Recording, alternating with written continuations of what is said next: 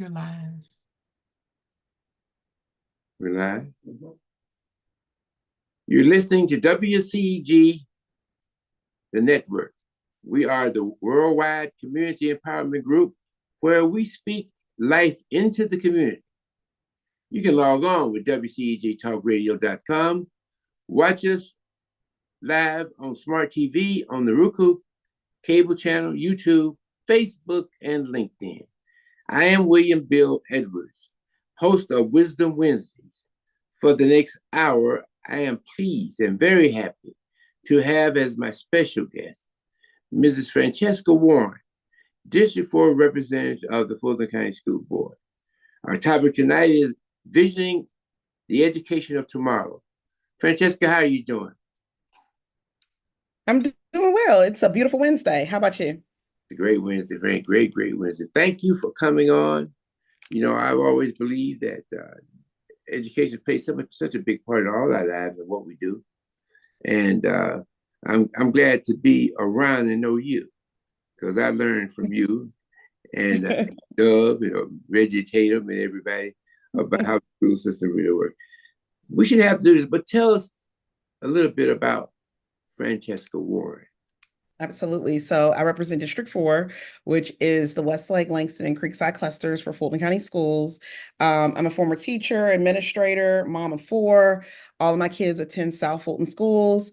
And really, I ran for the board because I wanted to make sure that the person making decisions actually has children in the system. And also to make sure that, we are working on the right work to make sure that all of our schools not only have what they need, but we're focused on the right conversations about them. You were also involved in a parents group. Yes. They tell us a little bit about that. I think it's still in existence. Absolutely. It's South Fulton Parents for Education. We started in 2016. And I started it because I was frustrated because I was like, there were all these conversations happening about education, but the people that were having them didn't necessarily know the intricacies of education.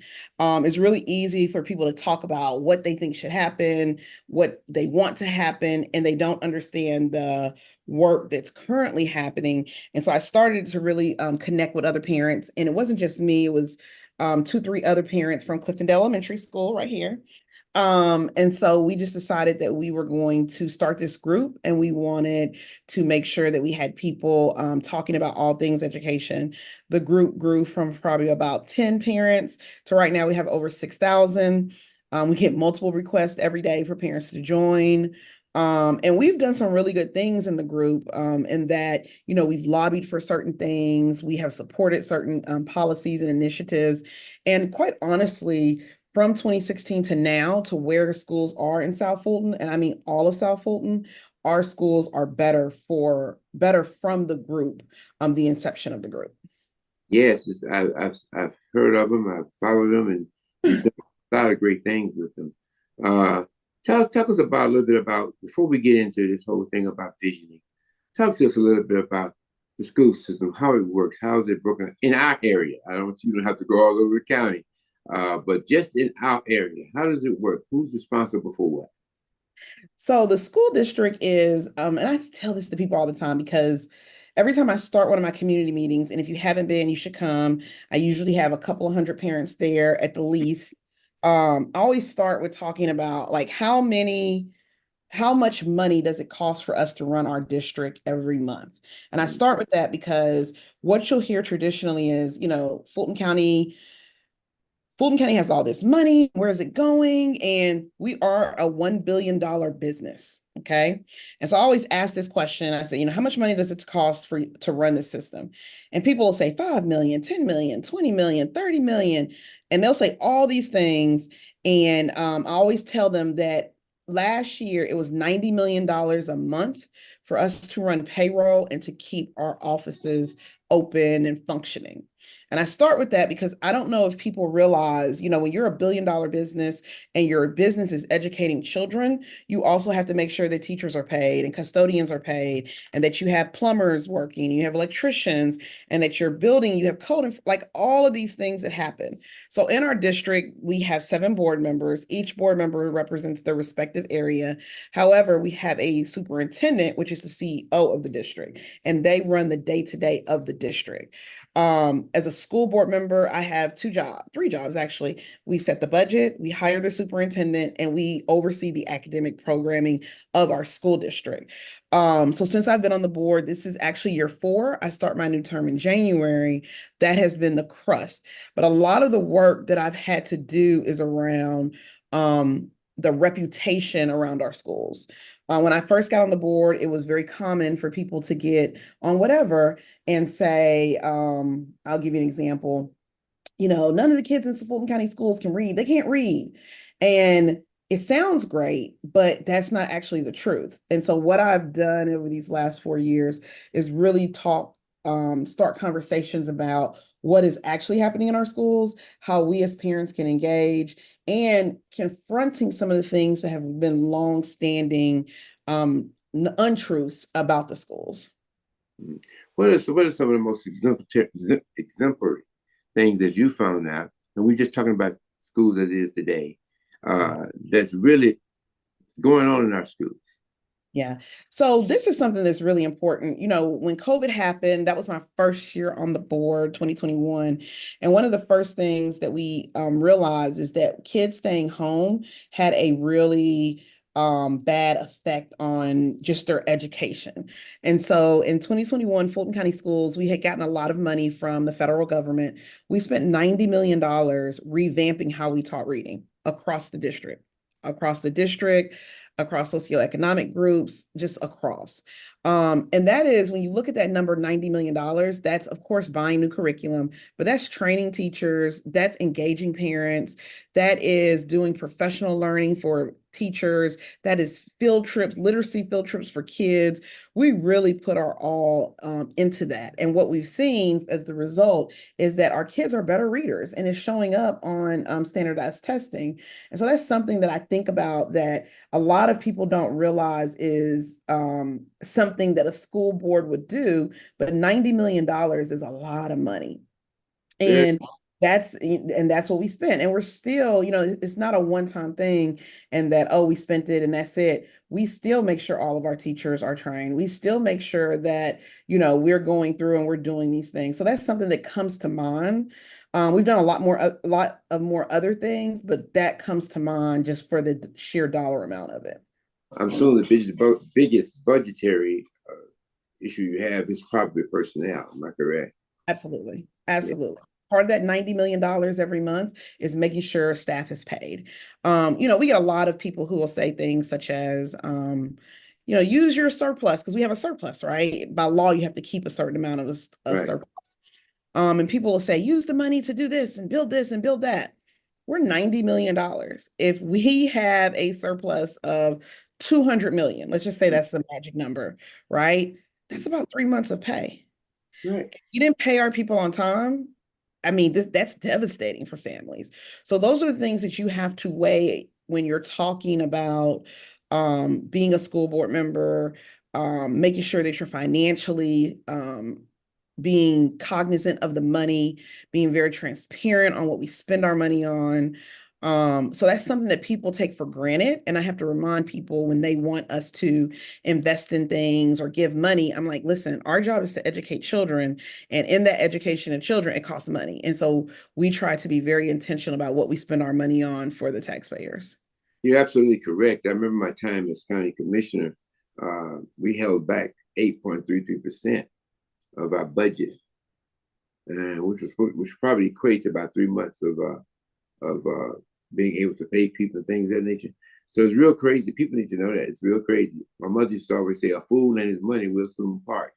So if you don't have any restraints on it, that's what will happen to you. Yeah. And it's, a lot of people, sometimes I think because in America, education is free for right now. But education is free, and I think people forget how much it is to educate children. So one of the things we talk about in my board meeting is board community meetings is around this fact that it takes, this is without any special services, without anything extra, it takes roughly about 12 to 14,000 per student to educate them. So if you add on special services, if you add on different things, it becomes more and more expensive. Now, it's money well spent because you need an educated population for you to have a thriving community. Right. But I say that because you won't have good communities without good schools, period. So when people, I remember a time before I got on the board, there was so much negative talk about our schools that as a parent, you're like, oh, wow, do I even want to send my kid to school in South County? And when I got my kids in the school, because all of my children, I have four, one has graduated, the other three are current students. I purposely put them in their neighborhood school. And my kids are doing great. And one of the things parents asked me, they're like, well, what did you do? How did you do this? I have trusted in the public schools my kids have attended. And so when I got on the board, that was my big thing. I want to be able to send my kids to any school in my district, regardless of what it is. So whatever the issues or the pain points are at whatever school, that is something that we fix, that we work on, that we talk about and do those type of things. Well, as well, my grandkids and kids with the Creekside, they're all Seminoles, and I can honestly say to anybody about the public school system that I will support it to my death. They've had great experiences at those schools, and there's nothing wrong. I feel that if you follow your schools and you, as PTA and as concerned parents, you follow your school and you follow your instructors and stuff, your kid is going to be fantastic. Yeah. Creekside is a good example of that, right? Because Creekside is a neighborhood school. For those who have not been to Creekside, Creekside is a neighborhood school. It is situated in a neighborhood. It is a very middle-class neighborhood, and it is a school that has a rich alumni association. People's kids, grandkids went to Creekside. People are do or die in Creekside. They love Creekside. And I've had parents, shout out to the principal, Dr. Torella Walk, and all the assistant principals and all the staff over there. And I've had parents call me about, should I send my kid here? And I'm like, yeah, there's nothing wrong with Creekside. And I say that because I go to the schools a lot. I pop up, I show up. Not when I'm not, I don't announce it when I'm coming. I come because I want to know the atmosphere in the schools. But Dr. Walker's truly done a great job over there. And I don't want to harp on her, all of the educators and people have done great jobs with our schools. One of the things, let's go drop back to personnel for a moment, because recently I've heard a lot of advertisement from school bus drivers. When I heard the salary, I started to give up and go put on my stuff myself. Yeah, $20 an hour, that ain't no chump change. But they're important to us. I don't know if we have a shortage in Fulton County, but around the state, they're really looking for full school bus drivers. Assistant principals, all the staff over there. And I've had parents call me about one of the things that our school bus drivers are really important because, like you said, they transport our kids, and there's shortages everywhere. Because it's funny, but it's not. When your kid rides the bus, I've had administrators tell me this. They're like, you can have the best behaved kid at home and at school. When they get on the bus, sometimes their other personality comes out. So we have been very aggressively hiring bus drivers, but we're in competition with Amazon. We're in competition with mainly Amazon because you don't have to have a PL. You can drive and you can, not have to deal with children.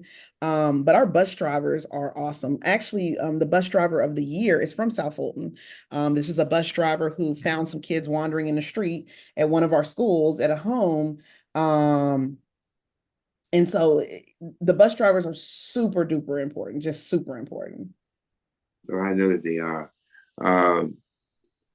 Let's talk about some of the things. Every time I go into school, I'm impressed with something I didn't know.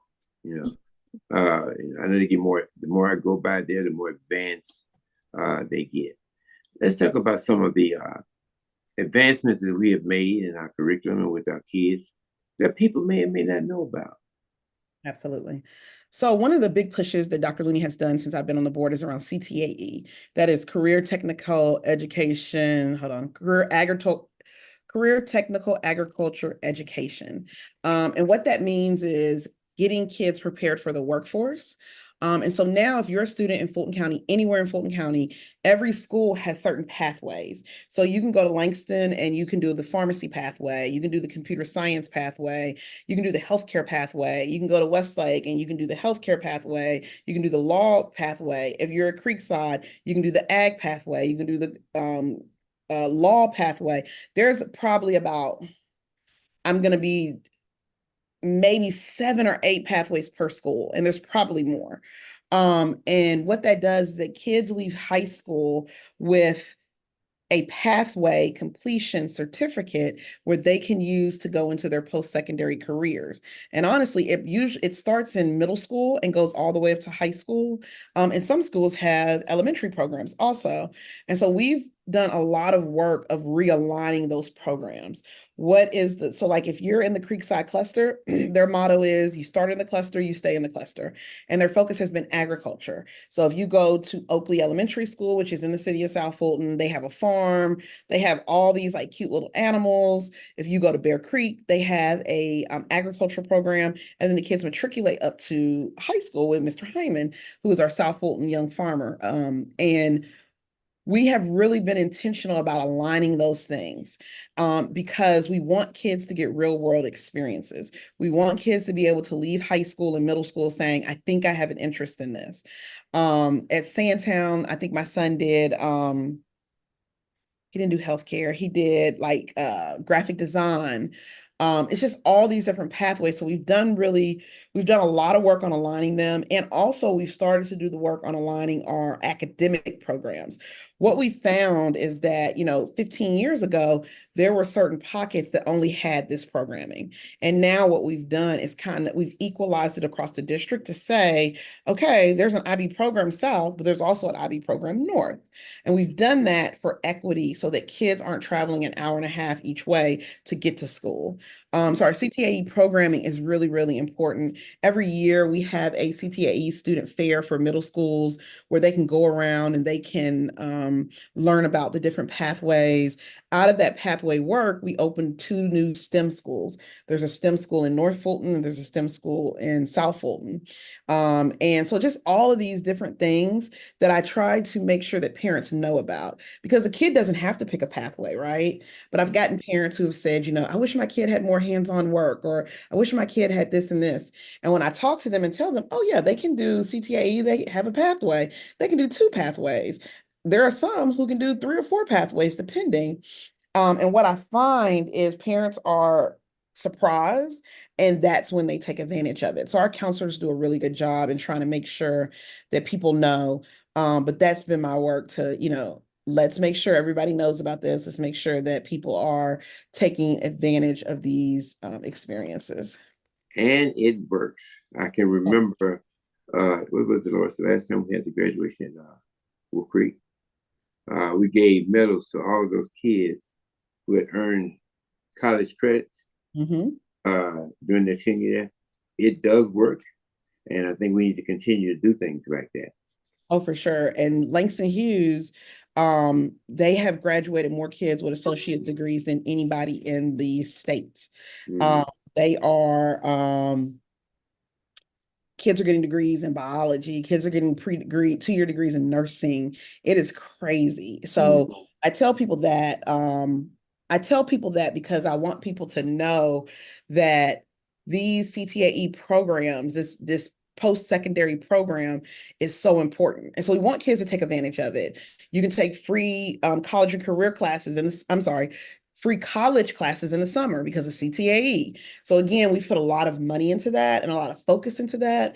And that's because we just strongly believe we want our kids to take advantage of it. There are going to be some parents listening tonight to say, oh, wow, I didn't know my child can have a pathway. Reach out to your school principal, reach out to your counselor, CC your principal on it, and ask those questions because the kids know.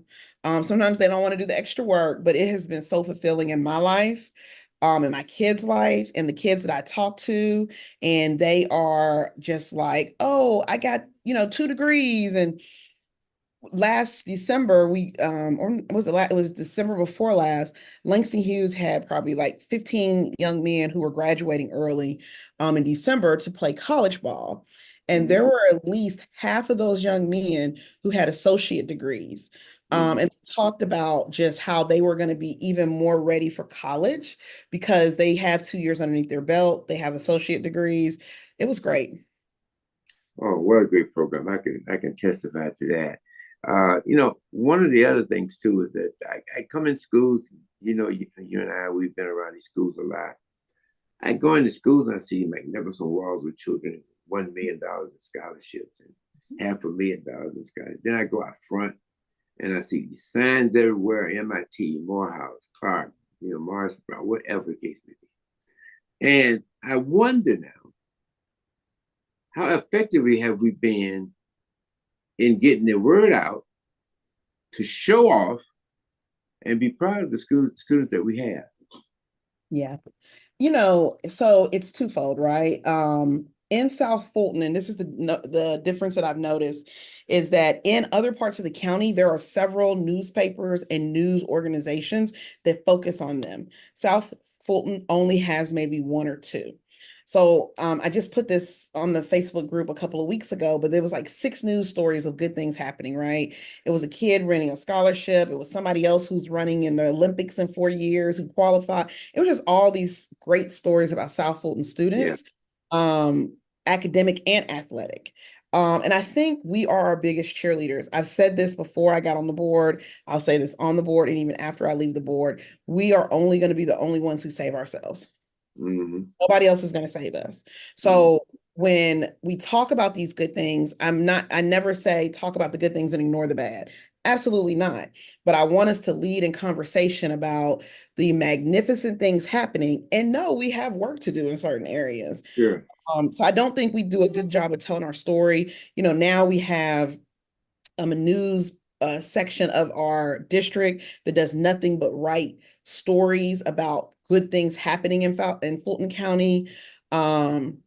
We have a really good communications department who is really talking about all the great things. We have some of our elected officials who really are trying to engage with us in a positive way. I can remember we had a student last December, who had, I want to say 1,000, but I might not be right. I think it's 1,000 passing yards, #1 in the district. And he got a proclamation. He's at Ohio State right now. So all of these things that I try to lead with, and it's easy for you to get upset because you got to pay $5 to get into a game, right? However, let's start with the good stuff that's happening because it's way more good things happening than negative things. And everybody has room to grow. I have room to grow. You have room to grow. Everybody. But just making sure that we are being proactive with the good and not just the bad. I've always tried to tell people that living next door to a great school is a valuable asset to you in terms of your property value. Oh, for sure. For And sure. it's a double-edged sword now because we have to maintain what we have in the school, but we also have to maintain what we have in our property. Oh, for sure. And it attracts more people. And let me segue into that when I say attract more people. My God, they're building up something. They're building everywhere. Homes or apartments all around, especially around Langston Hughes. Quite a bit of building going on around there. How do you think that's going to affect your occupancy in terms of the schools? So in my last community meeting, we literally just talked about this. So the building that's happening now is happening more down by Fairburn, happening more by Langston Hughes. Langston Hughes is getting a ton of building. I believe there's a brand new apartment complex. There's 2 new huge subdivisions that are coming. There's something on the corner. It's exploding. And also up by Westlake, there's a lot of building, but it's measured because it's not enough land. We have so in Fulton County Schools, remember I talked about that we are a $1 billion business. We have a department that all they do is pull permits of things that have been approved. They keep track of developments. They do all of these things. And every year in March, they come to us with 5-year projections. Those projections are usually with 1% error. So they've been doing this for 4 years. And to give people some perspective, when we were building Langston Hughes, I wasn't on the board, but I remember being in the community and people saying, why are y'all building on Hall Road? There's nothing there. There's that Renaissance was first, Renaissance Elementary or middle school was first, I think elementary, but Renaissance Middle, and then when Langston was built. It was because our staff, we knew the permits that were coming. We knew what was coming. And so we have a department that does that. Part of the strategy that we use, because a lot of people will say, we need new schools. You got to look at school capacity. We build our schools at certain capacities. And we talked about this in my last community meeting. And shout out to Mayor Vince Williams of Union City. He was there. He talked about development. And also JC Sebastian came and talked on the city of South Fulton side. But the first thing that we do is we look at school capacity. So many people will say an elementary school is full. And I'll say, well, how many people do you think can fit in this elementary? And they'll say 600 is full. Well, we build our elementary schools for 850. We built our high schools. Langston Hughes is a bigger high school. It's built for 2,200. Our middle schools are built for 1,000. And so the first thing that you saw us do about 2 years ago is that we did a massive redistricting all throughout South Fulton. We moved kids from Westlake to Langston to Creekside to Tri-Cities. We also have built 2 new schools since I've been on the board, which is our STEM school in Fairburn and also our Promise and Career Institute, which is our it's another specialty school for kids who want to quickly graduate high school and get a 2-year college degree on Main Street. We're doing those things because we are anticipating. And how our department works is that we monitor the numbers, we'll rezone if necessary, but we also have hotspots that we know will need something in this area. And so that's part of the process. So when I get to parents and parents are like, it's too much building, I always tell parents, we don't manage the building part. So if somebody wants to build something, the school district will give we do a assessment and give it to the different municipalities on the impact on schools. However, we welcome development. And because when you look at the growth and explosion that happened in North Fulton 20 years ago, Mm-hmm. schools have to get full to get capital outlay money. And so there's a method to the madness. You rezone, you redistrict, then you keep looking at where that red spot is. And you say, okay, in 3 years, we're gonna have to build a school there, some type of school, either a middle school or a high school. And so that's how we're doing things. If you look at Palmetto Elementary School, Palmetto is in a hot area. It's in a red area where there's been a lot of building around Chat Hills, Palmetto area. So we are talking about making that a K-8 school because it's a former high school and it would be better built for that. So these are just things that we're doing internally. So when people will call me, on Nextdoor, when they start talking about development and stop building and all of that, and I tell them, we have a whole team that's all they do is look at development. There's a lot of conversation right now because there are certain parts of South County are growing expeditiously. There are other parts of the county that are maybe a little bit slower in growth. And so the proposal has been for us to close 2 schools, 2 elementary schools. I don't know if it'll pass, but we are always monitoring this, always. It's also my understanding that the makeup of the community now, especially those who are in apartments, the age group for a young man, a young woman, and correct me if I'm wrong, the philosophy is that they're not having as many kids. So they're not having as many kids. No, they're not. We're noticing, and that's with our kindergarten cohorts are smaller, right? But we're also, so the apartments that are being built are not apartments that are cheap. These apartments are like $2,500 for a 2-bedroom. Mm-hmm. So it changes the type of tenant that you would have, the bigger families you would have. We're seeing whole communities that are rental communities coming up. So we have to account for those. So it's true that people are having less kids. We're just out of COVID for 2-3 years. So we're monitoring it. but people are having less kids. And I think also Fulton County is very expensive to live in. So you have people who are moving out to Douglasville, you have people who are moving south to Henry, people who are moving to Forsyth up north, because of it is much more expensive to buy a home in Fulton County. Gotcha. Well, Dolores has a question from outside for you. I have four questions for you. Yes. The first one is there a truancy program in place? I know that is Mr. Reggie Tatum. So there's a couple of things. We have a program with the DA's office. So during COVID, we had conversations with Fonnie Willis, congrats on her reelection, because we were seeing lots of behaviors, but also truancy. So the state has kids cannot miss more than 10 days due to state laws. So those kids who get close to that, we have a program that automatically notifies them and we send them over to juvenile court and she handles it. But we really try to put incentives in because her court system can incentivize parents. It can put some things for parents that would not be feasible from the school district. She can make parents do certain things that the school district cannot make them do. Okay, the next one. What percentage of parents are involved in PTSA? No clue. And I'll say this because we always hear lots of conversations about, what does PTA numbers look like? You might have a PTA with 500 paying members and it's the same 20 folks doing the work. And that's throughout the whole district. Before I got on the board, I thought, oh, that's just a South Fulton thing. There's always a group of parents pushing the work forward. So I don't have the exact number, but as a general rule, join the PTA, be involved, but also join the SGC, which is another one of our parent groups that we offer. So I don't have the numbers for that. Are there any recommendations or suggestions to get parents more involved?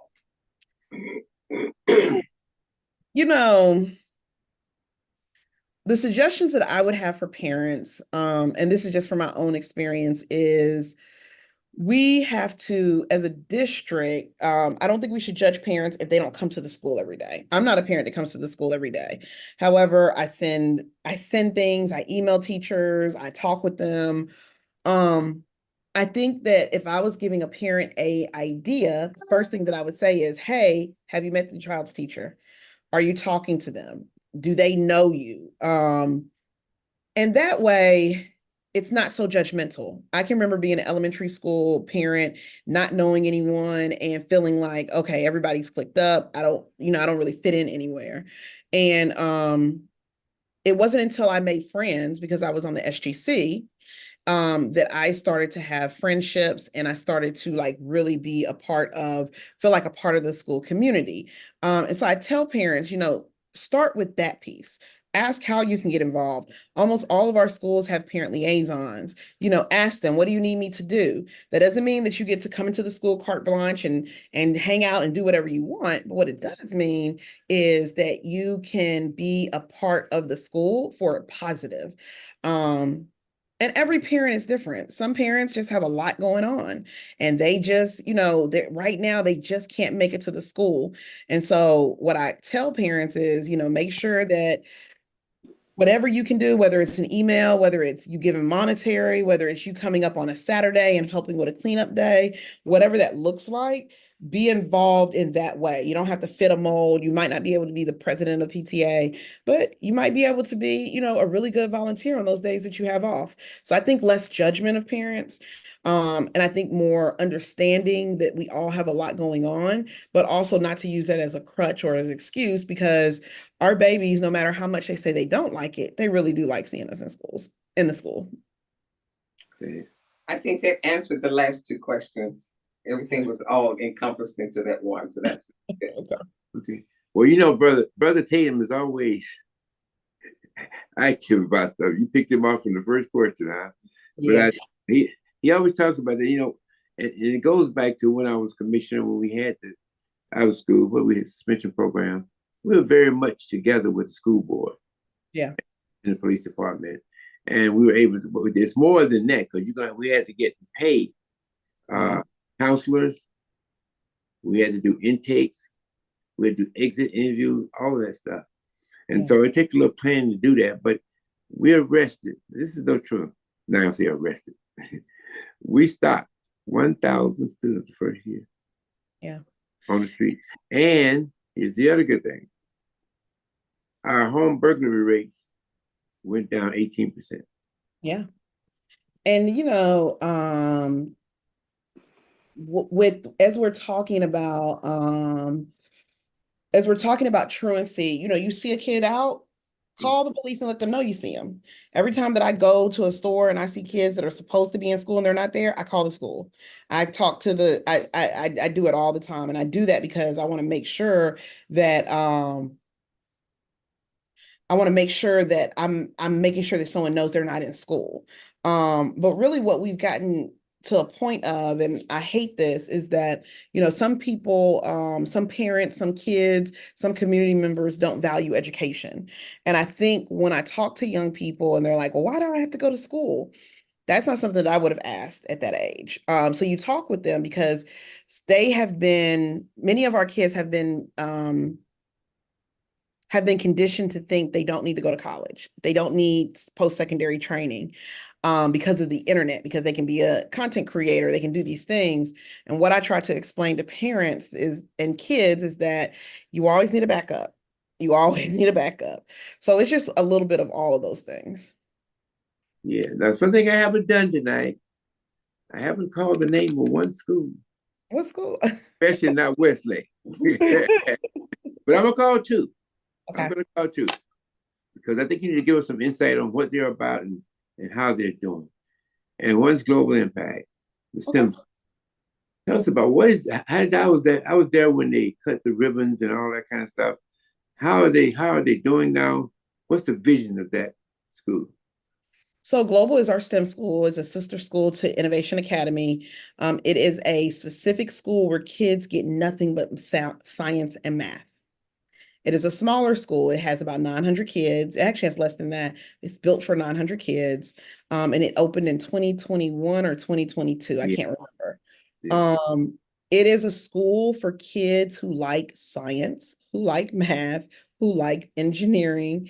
And it fits a needed demographic. So when you go to Global, you're going to see kids in very hands-on working on things. You're going to see them in a lab, engineering lab. And it's not to say that other schools don't have this, because other schools do have engineering as a pathway. They do have healthcare as a pathway, but this is all day. It's not just a class. And so parents will ask me, well, what do you think about Global? I'm like, Global is a great school. It is a fit. Go visit it. You'll like it. It's a cute school. If you go to Global, you are still tied to your home school. So you do not play sports for Global. You would play sports at your home school. So that's some of the things that I have to tell parents, but it's a really good school and they have 100% graduation rate. So shout out to Global Academy, 100%. And let me be clear, Global has 100% graduation rate, and all of our schools, all of the schools in District 4 have over 90%. So we are working really, really hard. And people will say, that's nothing for you to have kids graduate. It is, because how we do the graduation rate is every kid who comes in at 9th grade has to graduate with their cohort. So you can't lose a kid. If a kid goes to Texas and they don't tell you and they just move and you can't find them, they're counted as a dropout on this. So people spend a lot of time in the schools checking that, making sure that we know where all the kids are when they leave us and all those good things. I see you do the same thing I've always done over the years, and that is making sure you don't say too much about one school over the other. Well, I love all my schools. So and I do too. I love them all. But sometimes they give me a hard time. If I come in one school with the wrong color on, they'll tell me, well, why do you keep wearing that blue? So, you got to coordinate. You got to coordinate. Yeah. And all the principals are friends. We really talk about it and laugh about it. We have 2 schools right now who are at 3 schools in the district who are really, who are in a contest to be the best band for the Celebration Ball in December. 2 schools will be named. They will get $10,000 checks. We have Westlake High School, the Mighty Marching Lions, and we have the Creekside Seminoles marching band. So they are, and also Tri-Cities. And so, if you're on the group, please go through and vote for them. You can vote for them multiple times a day. But all the schools have their own distinct personalities, and that's good. And so the schools do get on me. So that's why when I go somewhere, I always wear one of the shirts so that we can end all conversation about the Well, I'm school. gonna wear my shirt. You and Reggie can say what you want to say. I'm gonna wear my shirt. No, yeah, my granddaughter plays in the band at Creekside. Yeah. So Amazing band. so let's go to this other one. I had the pleasure of coming to your college fair. Oh yeah. Okay, and I met a young lady who said she was the principal at Promise. Promise Career Institute. Yep. Promise Career Institute. Uh-huh. And I've been going by this place for days when it would start building and renovation, everything. Who I thought was going to be the principal wound up not being the principal, but I met this wonderful young lady, and she kind of took me down this road a little bit as to what this institute was all about. Explain it to the listening audiences about what Promise Career Institute is all about. Yeah, so Promise Career Institute is for kids would get a condensed high school diploma. So basically, they would have a shortened high school load, but they would leave Promise Career Institute with 2 certificates from Atlanta Metro, or maybe it's Atlanta Metro. Yeah, Atlanta Metro. So the kids could take a oh gosh, what do you do when you work on cars? But they do that. And so it's brand new. It used to be an alternative school many years ago. And so now it is the College and Career, I'm sorry, the Promise Career Institute. It is a great school. It is really for a niche of kids who say, you know what, I want to shorten my time in high school and actually leave high school with 2 associate degrees. And so we just opened it in August. They got their first students. They have a daycare over there where employees' kids can take their kids. Employees who work over there, I think they may be expanding it for more kids. But it's a beautiful building. It's right there in downtown College Park, right beside the auditorium. It's gorgeous. It's absolutely. She told me I'm going to go by and she's going to walk with me through the building. Oh, yeah.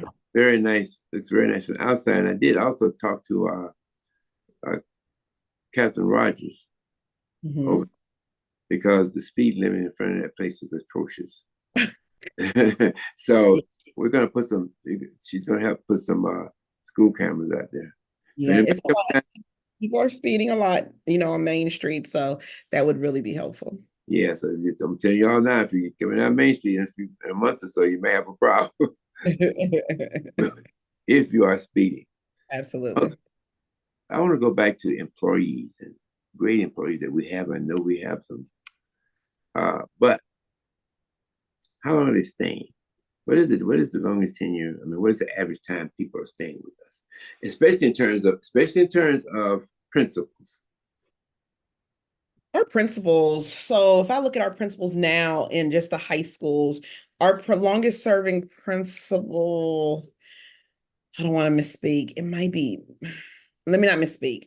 I don't have an average time, but to be quite honest, in education, people aren't staying long, right? So we've given retention bonuses every year to our teachers, to our staff, to our principals. We've given our own pay raises to our principals, to our teachers, to our staff. We try to balance the need to appropriately compensate staff with also the know that we need to be very mindful on how we spend money, especially looking at the election that happened yesterday, right? If what comes to fruition around the elimination of the Department of Education, that is going to have an impact to schools. So we try to balance what we know teachers and staff need to what is going on with our budget. We get a lot of funds, but payroll is our biggest expense, as it rightfully should be. Yeah, but that's always the case. And the other thing that goes along with that, Franchesca, is the assistant principal. Are we hiring assistant principals to be principals, or are we hiring them for whatever job they may need to do? So we have a couple of assistant principals who have not wanted to be principals. They have wanted to be assistant principals. So it really depends on the school and the job. One of the things that we have been tried to be very intentional about is making sure that all of our staff are trained to take over the school. That's a process. It doesn't happen overnight. So I will say that some assistant principals have aspirations of being principals, others don't. I think the biggest thing is making sure that before we put them, when you're a principal of a large high school or even a middle school or even an elementary school, you are the principal of an enterprise and you have your academic, you have your operations, you have all these things, is making sure that they are equipped to do the job. So that's something that we've been focused on and doing, and just go from there. Mhm. You know, when I attend your meetings, you have people come down from the main office. Uh, Talk to us a little bit about them, what they do in support of schools and support of you. Yeah. So if you've never come to my meetings, please come. It is not a meeting where it's just let's complain. We start the meeting with fun facts about Fulton. We have our zone superintendents there for any complaints that may happen. But we also try to always have a panel. We also try to honor kids. And so you might have at our last community meeting in October, we had our chief academic officer, which is Brandon Gaskins, come and talk about reading and all the things that we've done. We had a panel with some of our reading specialists. In October, September, we had a food cooking demonstration from our nutrition services. And then we had a whole panel on special education and some of the things that we're seeing. So my community meetings are meant to be community meetings. And we bring people in, but we don't bring them in for them to talk about what parents need to do, but to give information so that parents are better equipped to handle all the things that schooling comes with. Mm-hmm. And one of the big issues that we haven't talked about, we can talk about before we leave, and that's the issue of safety. Mm-hmm. I told you before, I used to just come up to the school and get in. I called you one day. I said, I don't think I need to be doing that. Mm-hmm. And you said, well, let's call them and tell them you're coming. Yeah. The whole makeup has changed now with all of the safety issues that have been going on with schools. Absolutely. How are we making our kids more safe now? So, since we've been on the board, we've done a lot of things for safety. So the first thing is that we have our doors were locked, but there weren't alarms on them. So now when you go to doors that are in Fulton County, if you open a triggered door, an alarm goes off. And that alarm goes off and it instantly takes a picture of whoever opened it came in. And that alerts us that we have somebody in the building. That doesn't seem like a big deal, but in middle schools and high schools, mainly high schools where kids will willingly let people in, that's important. All of our staff, they carry these things around their neck that if there's an emergency, they can press it 2 times and police will be dispatched. For those who don't know, Fulton County has a police force. These are not walkie-talkie police. These are credentialed police officers. So our high schools have at least one, but we also have CSAs, they're not credentialed police officers, but they're security guards. If you enter into our campus, we take pictures of every license plate and we run them through our system to see if they're sex offenders, if they have warrants. So we get that. I'm trying to think what else is so many. We have in our elementary schools, we've put protective film around all of them so people can't see in. We have patrols that are patrolling our schools all the time. Just so much that we're doing. We have weapon detection systems that we deploy out. These are all the things that we're doing and more. And we also have, people don't know this, is that we have a state-of-the-art camera system. And in that camera system, we can see everything, like everything. I've been up there and looking and, they can zoom in on a hallway at a school at a specific time. It's always being monitored. It's always being watched. So we do all these things to keep our kids safe. The number one thing that we can do to continue to keep our kids safe is to really, really, really parents have conversations about, first off, have conversations to your kids about weapons, but also check their book bags. Our kids are being exposed to a lot. And many times when situations arise, the parents just really have no clue. as we talk about a lot of the things that have changed in South Fulton or continue to change, is that our principals have drawn a really hard line around safety. So you might have a kid who's gotten to a physical altercation. It's not tolerated because physical altercations turn into other things. So we just try to really make sure that we are staying abreast. Even when we talk about, we just finished Halloween, not having packaged candy during the day because edibles are such a problem throughout the country. Yeah. Just all of these things. We literally, safety is a full-time job, and we have a chief of police and our police officers and people that do that all day. We also have on our devices where anybody can call in a tip, and people use it a lot. After the shooting up in North Georgia, you have copycat people who are calling in threats and saying they're going to shoot up schools. We can find them pretty quickly, and we prosecute them. These are just things that you have to do to keep people safe.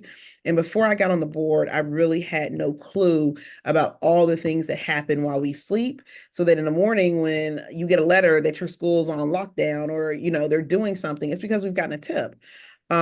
Many times it is false. Many times it's middle school, high school kids just don't want to go to school, but you have to treat everyone like every one of the threats or the tips like it's real. And we have a really good police force that does that. But I will say for parents, really monitoring what your kids are bringing in their backpacks, what's in their cars, who they're hanging out with, and what they're doing on social media. A lot of the things that we're watching is social media, because the kids are, throwing threats around and doing stuff, and you're like, and nobody knows until we say something. So we've really drawn a hard line, and I just am under the belief that kids can't learn if they're in chaos. So if a child likes to fight, there's some things we would do for that child, but you can't disrupt the class, and you can't continually cause disruption. So it's hard, but it's just part of the game. Okay, well, Dolores has another question for you. Speaking of Project 2025, Okay. what is the alternative for our current educational system moving forward to the future? Yeah, I just talked about this morning. So people need to believe that Project 2025 is real. And we will probably see remnants of it starting right off. There will be conversations, Project 2025 talks about eliminating Head Start. It talks about eliminating Title I. It talks about IEPs and 504s. The protections are gone if the Department of Education closes. Parents just need to pay attention. It talks about, teaching accurate Black history. People need to pay attention.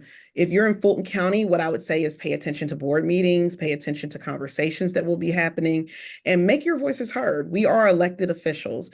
In the August, when there was conversation about not offering AP African American history, I was very vocal that it needed to stay. And that was because a decision that was made at the Capitol. But again, people need to stay engaged. We are going to see probably in January, when the new administration comes in, that Project 2025 and the Department of Education will be targeted right off. There are consequences for people on how they vote. And that is to say that public education will be harmed. And I'm not saying that to fearmonger anyone. I'm saying that for parents to be ready when they ask, well, why is this not here? Or why are schools not getting this money? We really are going to have to wrap our arms around our schools. We're really going to have to wrap our arms around our schools, especially those schools who get title money. A lot of them use title money for extra things for kids, field trips, all kinds of things. And so we really need to be mindful of that. And we need to support our schools because they're going to be in the crossfires. And as a board member, I will do all in my power to make sure that our schools are unaffected, but it is the reality. And people need to read up on it and think that it's not some farce and just, fear mongering. I would suspect in January, there will be changes coming. Well, I can say one thing about you.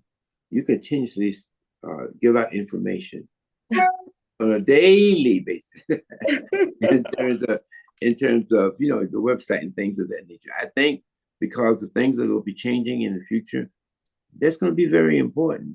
It's one thing to have to notify someone about a pending danger, But then the other thing is to show them how can we protect ourselves against that. Yeah. And I think that I would hope that you would do that, and I know you will, Absolutely. because you have been absolutely great in terms of doing that. I Yeah. want to. Well, one of the things I want to say is about that is that, I always tell people this, my friends know this, I talk about this, is that as a elected official, and we get paid, we get like a little stipend, it's not much, but I always tell people that I don't make enough money for me to compromise what I believe in. So I'm going to give parents all the information. We don't hide anything. We don't try to, I don't try to hide anything. What I try to do is be fair, give the information, and parents can make choices.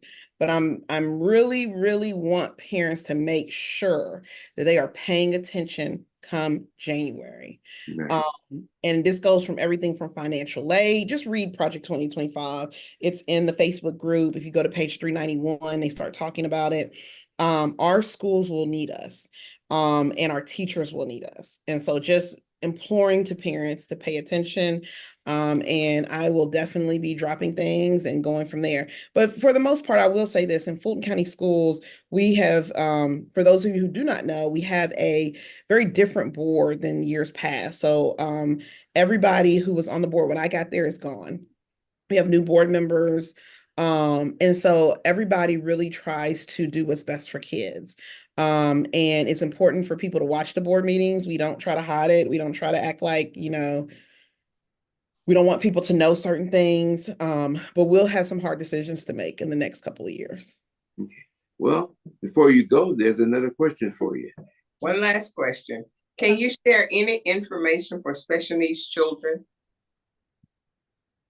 So that's broad. But what I will say is, and this is something, I have a child with a 504, and that's really what spurred me to be really active in the in South Fulton. And one of the things that the way our special education programs work is that we have programs. So we have units, we have schools that specialize in autism, that specialize in oh God, I can't think of what the other units are called. Please forgive me, but we specialize in these things. We just rebuilt a whole playground at Campbell Elementary School because for years the PTA had built a special needs playground, and when they couldn't do it anymore, it just left in disarray and the kids couldn't go out there to play. So we spent the last 2 years getting it back up to code, and we just had a ribbon cutting. If your child is a student in Fulton County Schools and has special education needs, the first thing that I would tell parents to do is to make sure they have an IEP 504. If they need to get it established, there is a process and they can reach out to the county offices. What I want to encourage parents to do is to really know what's in that IEP and 504. Sometimes I get parents on things that they want that aren't in there, and then there becomes this whole battle of trying to get it in. And not a battle because people don't want to do it, but a battle because there are certain things that people have to do, that our schools have to do to get it. And some parents will say, I think my child needs an IEP, and why haven't they done it? It's because there's a process. So all because I think Tommy needs an IEP, that doesn't mean he needs an IEP. That means there's a testing period. There's getting an IEP committee together. It's just a lot of processes because it's a federal law. For now, it's a federal law. So if you're a parent with a student with special needs, don't be afraid. Find out what the resources are. We have lots of parents who are so knowledgeable about special education and what kids need. And we had the panel about that in September at Bear Creek. We had all of our top special ed parents there. I'm sorry, staff there. We had parents there. They asked questions. Some parents were upset, other parents weren't.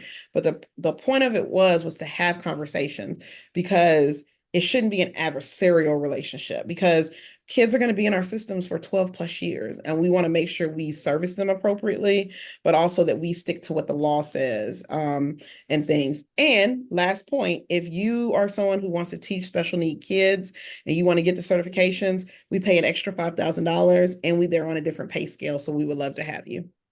All right. All right. Anything else, Dolores? Closing remarks. Well, Franchesca Warren, you're absolutely number one. Thank you. I appreciate that. I always appreciated you. I've always worked well with you. And I got to give heads off to Dr. Looney. Let me say this. He is up for Superintendent of the Year for the state of Georgia. He is it'll be announced in December. He hasn't really told people, but I'm telling people he is a finalist out of 3. Dr. Looney is a career superintendent. He has been a superintendent for 20 years.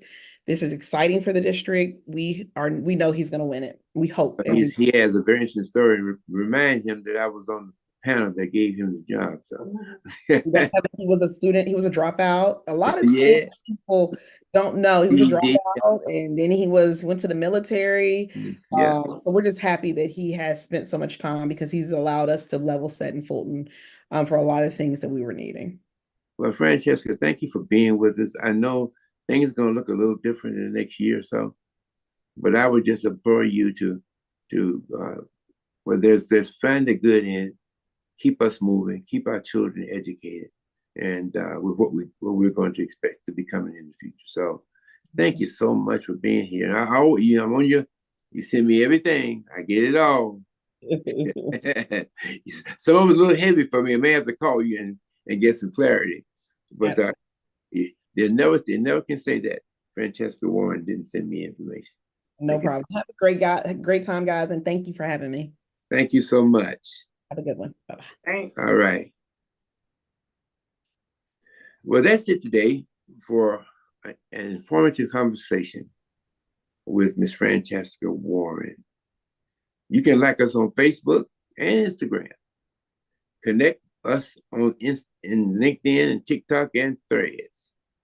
Download our free mobile app.